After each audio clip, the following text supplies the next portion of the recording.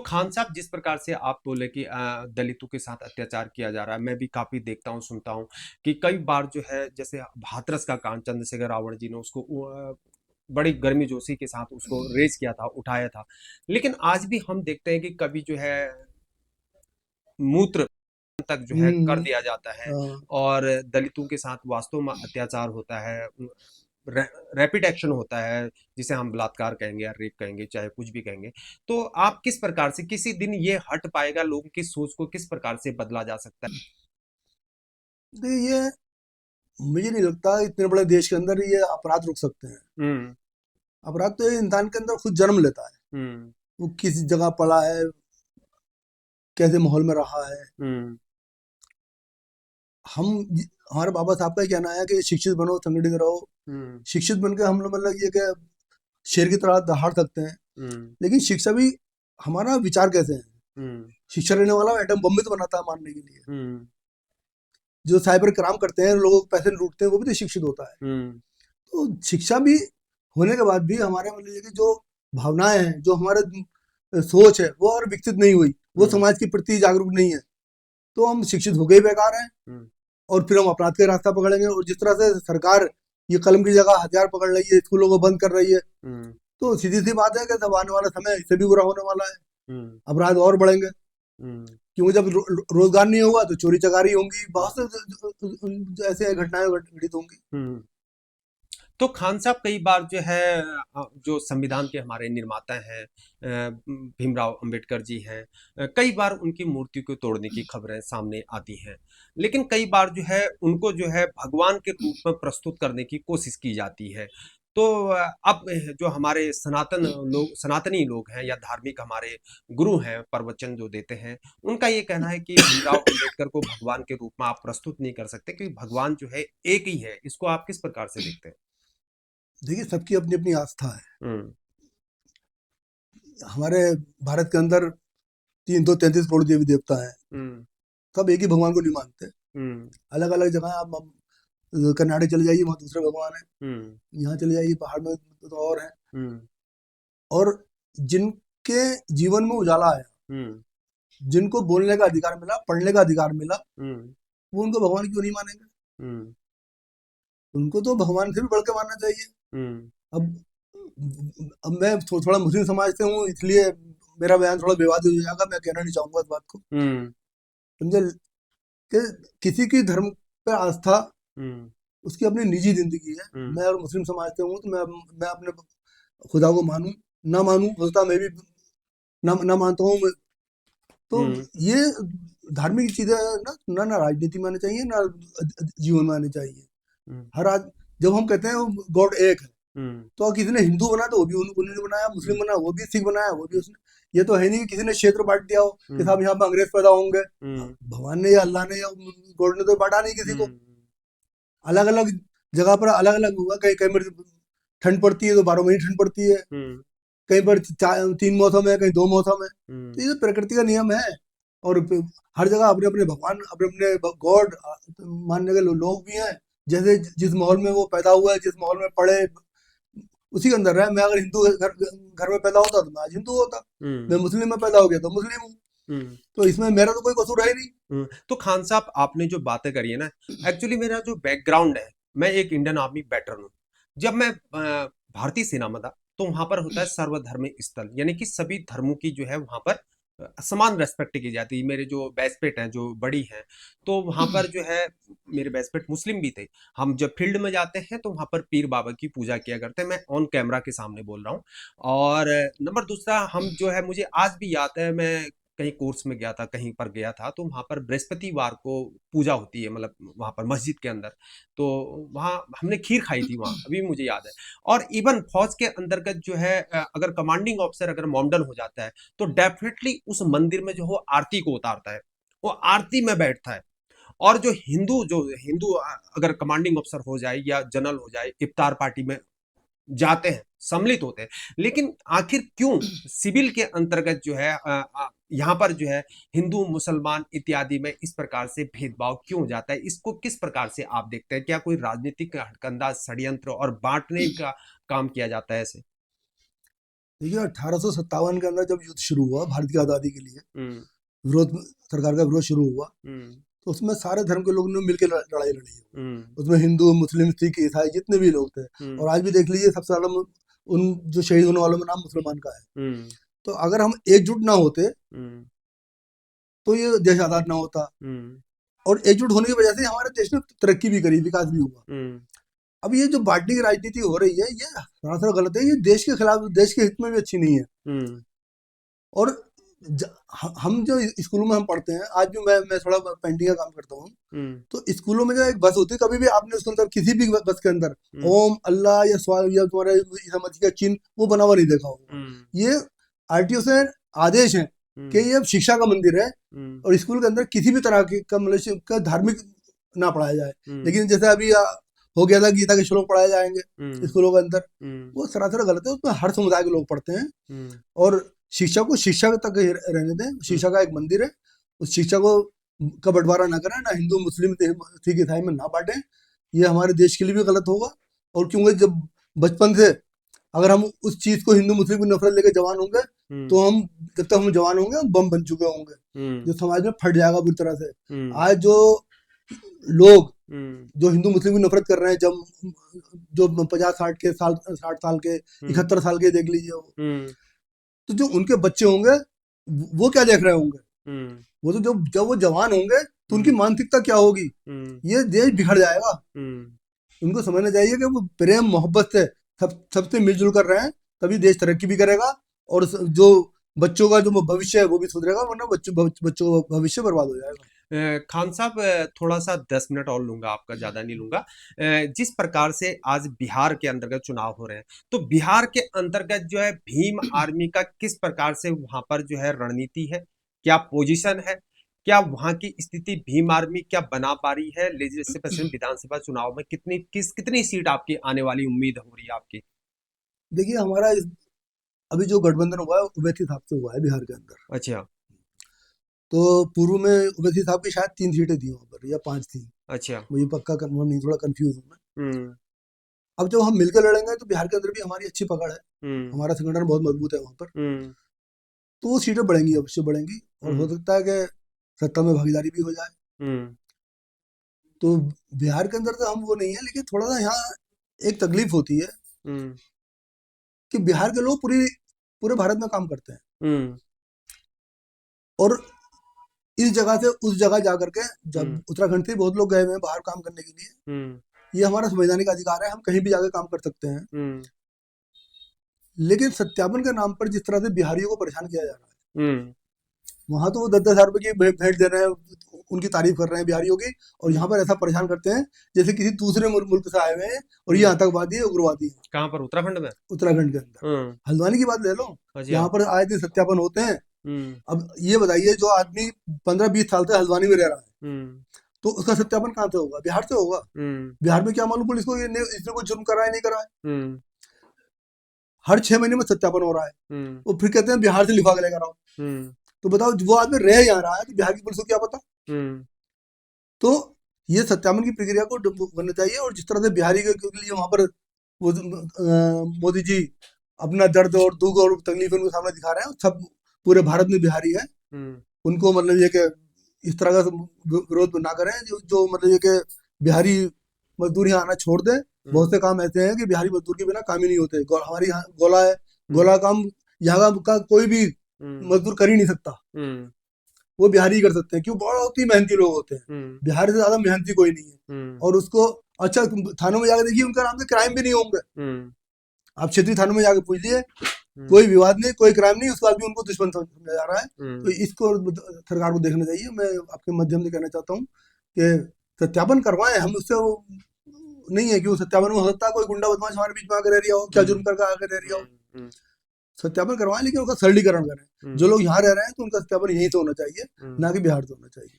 खान साहब, आपने उत्तराखंड की राजनीति को लेकर बातचीत करी थी कि मेरे हमारी जो है 2027 में इतनी सीट आ सकती हैं, तो क्या लगता है आपको, आप जब आप उत्तराखंड में आपकी सीट आ जाएंगी तो आपका जो पोजीशन आपकी है वो किसको सपोर्ट करेगी? इंडिया गठबंधन कांग्रेस को करेगी, या यूकेडी की आती तो यूकेडी को करेगी? तो किस प्रकार से होगा?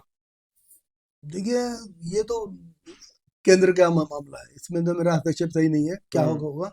और वैसे मेरा जो अपना मानना है कि अगर उन्होंने भाजपा को सपोर्ट कर दिया तो पूरा ये बिखर जाएगा, क्योंकि हम लोग भाजपा के खिलाफ ही विरोध में ही, हम्म, मतलब हम भीम आर्मी में हैं। हम्म, तो हो सकता है फिर वो क्या है, गठबंधन जो है वो हम्म। इंडिया गठबंधन से हो। मैं जब बचपन में हम जब देखा करते थे तो बचपन में मायावती जी की जो है उनकी बहुत विशाल रैली हुआ करती थी। आपने बागेश्वर लेको को बात करी थी, हम्म, पिथौरागढ़ को लेकर बात हम्म। करी थी, काफी ज्यादा हुआ करती थी। लेकिन जो है बीएसपी यानी कि जो अपना ये बहुजन समाज पार्टी है उत्तराखंड में पूरी तरह बिखर गई है। तो क्या लगता है आपको, क्या भीम आर्मी कर पाएगी वास्तव में अपने जो खूंटी गाड़ पाएगी, एक खूंटी गाड़ पाएगी? देखिए, हमारा है शुरुआती दौर, शुरुआती दौर है।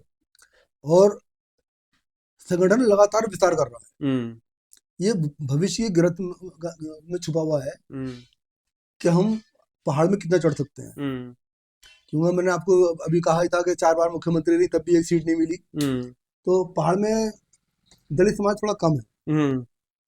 तो हो सकता है कि कोई अच्छा चेहरा मिले और हमसे वहां से सीट निकालने में कामयाब हो जाए। तो आपका जो भीम आर्मी है, जिस प्रकार से मैंने देखा कि भारतीय जनता पार्टी आज के दिन में एडवर्टाइजमेंट में बहुत ज्यादा पैसा खर्च करती है, यानी कि धनवान पार्टी है, कोई शक नहीं, पूरे देश के अंदर सबसे ज्यादा पैसा है उनके पास। और फिर उसके बाद कांग्रेस है। हम उत्तराखंड की राजनीति की बात करें तो मैंने यूकेडी वालों से भी बातचीत करी कि यूकेडी वाले जो है इलेक्ट्रॉनिक मीडिया, प्रिंट मीडिया के तौर पर इवन एक एप्लीकेशन बनाने की बात कर रहे हैं कि हम गांव गांव जन जन तक जाके 2027 में जो है लोगों को समझाएंगे पहाड़ के बारे में।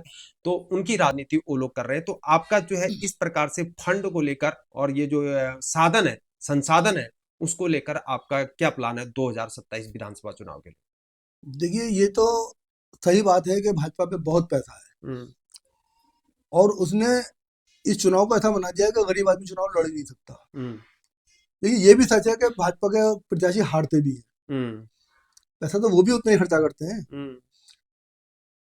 सारी बात पैसे पर डिपेंड नहीं करती। हाँ, हम्म, आजकल माहौल ऐसा बन गया है कि जो भी कार्यकर्ता लगता है उसको रात को कुछ ना कुछ चाहिए होता है, हम्म, और वो उसको पूरा कर देती है, इसलिए वो कार्यकर्ता को ज्यादा इकट्ठा कर लेती हैं, और हम्म, इसीलिए चुनाव भी थोड़ा बहुत जीत लेती हैं। लेकिन चुनाव वो, मुझे नहीं लगता वो पैसे के बलबूते पे जीत रही है, किसी और बलबूते पे जीत रही है, जैसे कि हम्म, वोट चोरी की मैंने बात करी। हम्म, क्योंकि महाराष्ट्र के अंदर भी हमने हमने देखा, हरियाणा में देखा, दिल्ली के अंदर देखा, हम्म, कई चुनाव में ऐसे जगह जहां पर उनकी लहर ही नहीं थी, हम्म, और बहुत बड़ी तादाद में जीत रहे हैं। हम्म, महाराष्ट्र में देखिए, बिल्कुल लहर नहीं थी। मैं तो महाराष्ट्र गया था, हम्म, मैं वहां पर एक महीना रहा हूँ, मैं अपने हम्म, निजी काम से गया था। हम्म, तो वहां पर कोई नाम लेने वाला नहीं था भाजपा का, हम्म, लेकिन वहां पर ऐसी प्रचंड बहुमत से जीत गए। हम्म। तो कहीं ना कहीं ये जो घोटाले करके जीत रही है, ये संवैधानिक अधिकारों पर डाका है, लोकतंत्र को की हत्या है।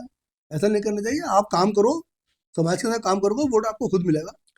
आपने खान साहब वोट चोरी को लेकर बात करी, ये बहुत स्लोगन है, एक स्लोगन ही बन गया जो कि हम राहुल गांधी जी के द्वारा बोला गया, वोट चोर गद्दी छोड़।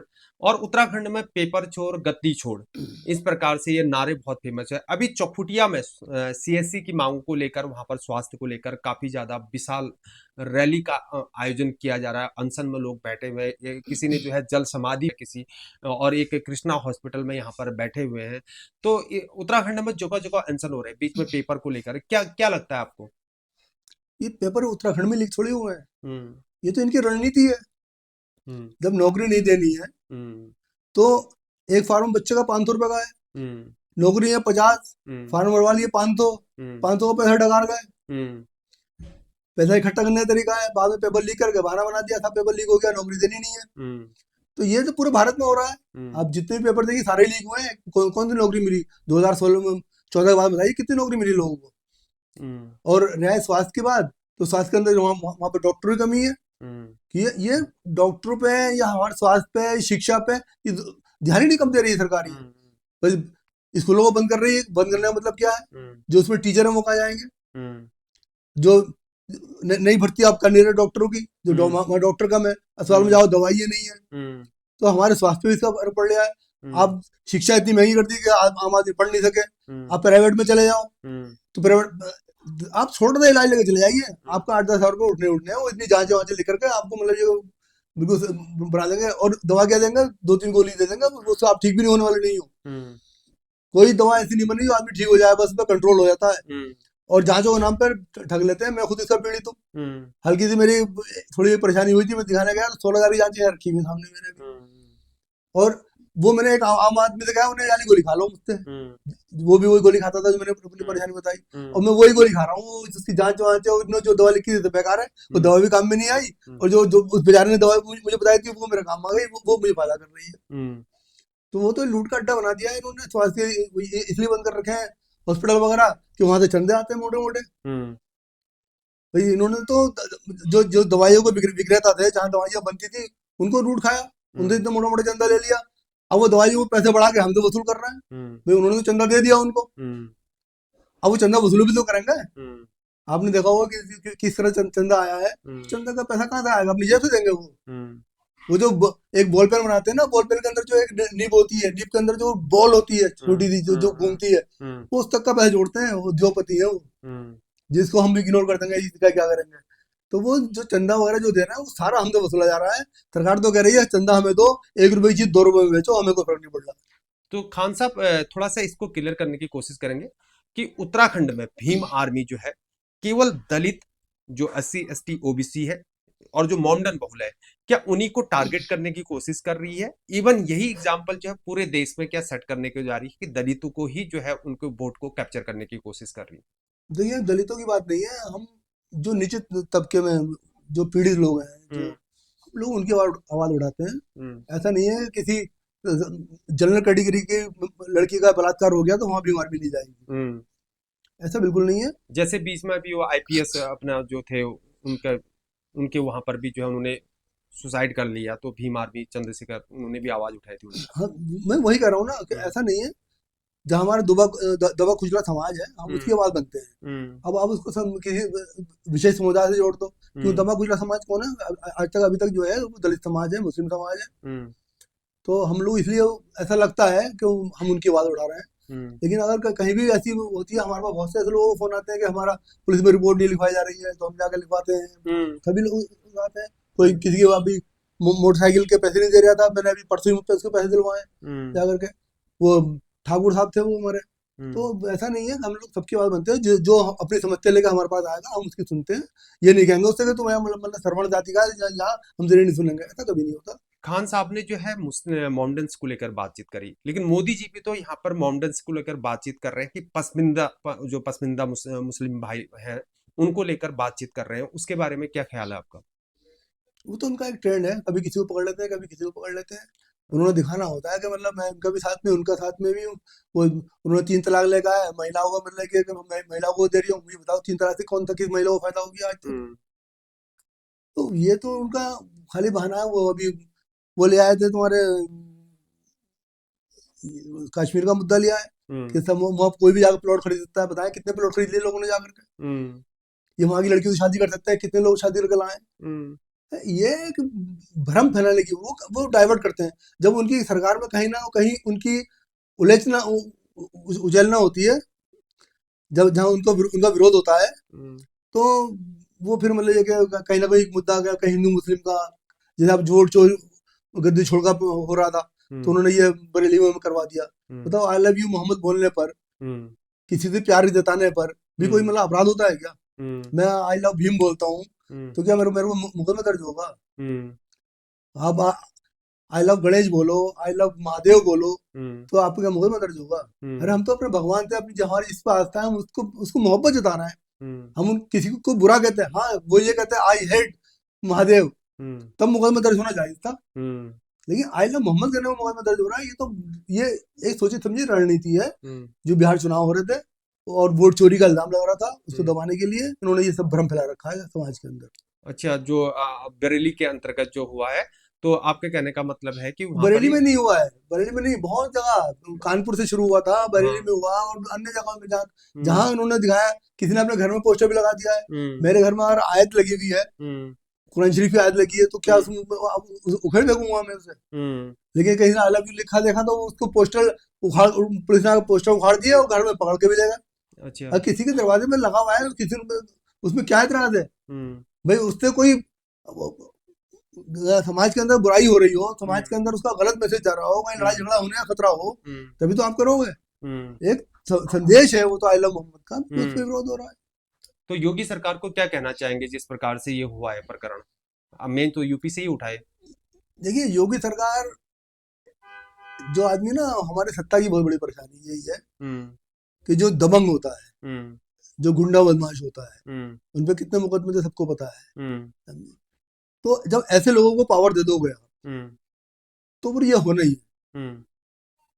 हम एक शरीफ आदमी जिन्होंने 20 साल समाज सेवा करी हो, हम्म। आज आप उसको चुनाव में खड़ा कर दो, हम्म। भाई साहब 5,000 वोट नहीं आएंगे, हम्म। चाहे उन्हें 5,000 लोगों को खून दिलवा दिया हो। हम्म। लेकिन एक गुंडा बदमाश हम्म। जो सबको डरा करे रहा हो, उसके पीछे भीड़ चली जाती है उसको, और वो जीत के जाएगा। तो अच्छा। ये हमारा समाज जो है, थोड़ा दबंग टाइप के लोगों को पसंद करता है, शरीफ आदमी को पसंद ही नहीं करता। इसी के तहत उन्होंने जिसपे एक हिस्ट्री शीटर हमारा जो तड़ी पाड़ते हैं, वो हमारे वो बने हुए हैं। हम्म। तो खान साहब, आप अंतिम क्वेश्चन की ओर बढ़ते हैं कि उत्तराखंड की जो अपना आपका टारगेट है उसको क्या आप दिशा देना चाहते हैं इवन देश के लिए, और अपने भीम आर्मी के संस्थापक जो हैं उनके लिए क्या कहना चाहेंगे प्लीज? देखिए, उत्तराखंड के लिए हम ये चाहते हैं कि हमारा उत्तराखंड बहुत सुंदर है, हम्म। और ये पर्यटकों से भरा हुआ है। यहाँ हम्म। पर पर्यटक ही आते हैं, और हम्म। उसी से हमारे संसाधन, हमारे घर बार चूल्हे जो भी चलते हैं, उसी से चलते हैं। हम्म। प्लीज यहाँ का माहौल खराब ना करें, हम्म। वरना हम लोगों पे तो कम मुसीबत आएगी। हम्म। जो लोग ये काम करते हैं, हम्म। पहाड़ के अंदर ज्यादातर हिंदू समाज रहता है, जब वहाँ हम्म। पर लोग नहीं पहुंचेंगे, हम्म। वहाँ पर उनका कोई सामान बिकेगा नहीं, हम्म। होटल होटल वगैरह किराए पे उठेंगे नहीं, हम्म। तो परेशानी उनको ज्यादा आएगी। हम्म। तो ऐसा माहौल इस पहाड़ का ना बनाए, हम्म। जिससे कि आने वाले समय में पर्यटक ना पहुंचे। हम्म। एक बार कश्मीर का जब वहाँ पर हुआ था, आतंकवाद का चला था, तो वहाँ बिल्कुल पर्यटन खत्म हो गया था। हम्म। अब थोड़ा थोड़ा चला है, तो फिर ये अभी अब 28 लोग फिर मारे गए, तो हम्म। फिर वहाँ पर्यटक रुक गया। यहाँ नैनीताल की घटना हुई, तो 1 महीने तक वहाँ पर पर्यटक नहीं आया, हम्म। तो किसका लॉस हुआ? हम्म। मुझे पुलिस ने एक आदमी को पकड़ लिया, उसको सजा देने के लिए कर लिया, फिर हमने आंदोलन करने की जरूरत क्या थी? हम्म। खाली एक मुस्लिम के नाम पे कि ये मुस्लिम है, और उसको आप तूल दे दो, हम्म। ये उचित नहीं है। समाज में हम भी रहते हैं, आप भी रहते हैं, और जो मैं काम करता हूँ, हम्म। मेरा तो 90% 95% हिंदुओं से ही काम है, और कोई हम्म। मुझे बुरा बुरा नहीं कहता। हम्म। और ये हकीकत है कि किसी भी, अगर जो मुसलमान के विरोधी है ना, अगर हम्म। उनसे पूछा जाए कि हम्म। तुम्हारे दादा परदादा या तुम्हारा किसी मुसलमान ने क्या बिगाड़ा है, हम्म। तो उनका जवाब नहीं होगा। हम्म। उनके चचा ताऊ ने उनकी जमीन हड़प ली होगी, उनका विरोध बुरा करा होगा, हम्म। लेकिन किसी मुसलमान ने नहीं करा होगा। हम्म। लेकिन फिर भी वो एक लहर चली, जो हम्म। जो मतलब नफरत की, उसके अंदर वही बहते चले गए। हम्म। तो ये आप पढ़े लिखे हो, आज का समाज जो है इंटरनेट से जुड़ा हुआ है, पूरी हम्म। दुनिया से जुड़ा हुआ है। हम्म। ये सोचना और समझना चाहिए, और सबको मिलजुल कर रहना चाहिए। हम्म। शुक्रिया नफीस अहमद खान साहब, आप भीम आर्मी आजाद समाज पार्टी के जो है नैनीताल डिस्ट्रिक्ट के जिला अध्यक्ष हैं। तो आपने हमसे बातचीत करी उसके लिए आपका बहुत बहुत शुक्रिया। जय धन्यवाद, हिंद। धन्यवाद। अ, नमस्कार। आपने आज जो है देशभक्त डायलॉग के माध्यम से जो है नफीस अहमद खान, जो कि भीम आर्मी आजाद समाज पार्टी के जिला अध्यक्ष है नैनीताल डिस्ट्रिक्ट में, आपने उनके वक्तव्य को सुना। मैं उम्मीद करता हूं कि आपको जो है उनके विचार समझ में आए होंगे। अन्य रिपोर्ट के साथ आपके साथ मुलाकात होगी, तब तक के लिए बने रहिए हमारे साथ। देशभक्त डायलॉग हीरा परियार के साथ अन्य पेशकश में। जय हिंद, नमस्कार, भारत माता की जय।